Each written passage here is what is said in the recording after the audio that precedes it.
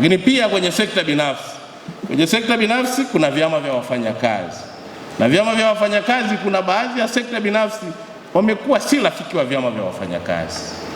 Hawataki vyama vya wafanyakazi viwepo, wanaona kama wanawabana, na hivyo kutokuwapa nafasi ya kutekeleza majukumu yao kwa mujibu wa sheria, na wengine wanavikataza kabisa na kwamba hivi vyama vya wafanyakazi. Nitumie fursa hii napoongea na baraza la wafanyakazi, nikiwa ndo mwenye dhamana ya kusimamia pia vyama vya wafanyakazi, kuhakikisha waajiri wote kwenye sekta binafsi, vyama vya wafanyakazi wanavipa nafasi mahala pa kazi, ili wafanyakazi wajumuishwe katika mipango, na pengine kifaa pia waweze kuingia kwenye collective bargaining agreement ile hali bora ya wafanyakazi, mikataba ile.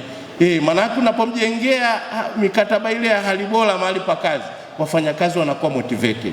Wakiwa motivated, watakusaidia wewe katika uzalishaji, utapata faida, na ukishapata faida, sisi ndio kama serikali tutapata kodi, na utachangia katika ajira kuongezeka na ukuaji wa uchumi. Kwa pia nichukue nafasi hii kutoa rai na wito sekta binafsi kuhakikisha vyama vya wafanyakazi vinapewa nafasi mahala pa kazi, ili viweze kushiriki, ikiwa ni haki yao ya kikatiba, lakini ni haki ya mahitaji ya sheria za kimataifa chini ya ILO. Yote yanasisitiza wafanyakazi kupewa fursa mahala pa kazi. Kipekee, baraza lilikuwa na msaada mkubwa kwa mfuko katika mambo mbalimbali, ikiwemo kushauri management ya mfuko juu ya ufanisi wa kazi zake.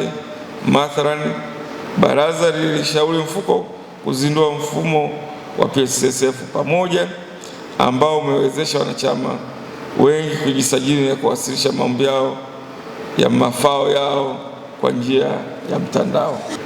Na wafanyakazi katika sekta zote, sekta ya umma, sekta binafsi, tuko tayari kushirikiana kuhakikisha kwamba kama wafanyakazi ndio nguzo na msingi wa uchumi wa taifa hili, basi tutahakikisha yale maslahi na haki zao za msingi kuweza kupigania.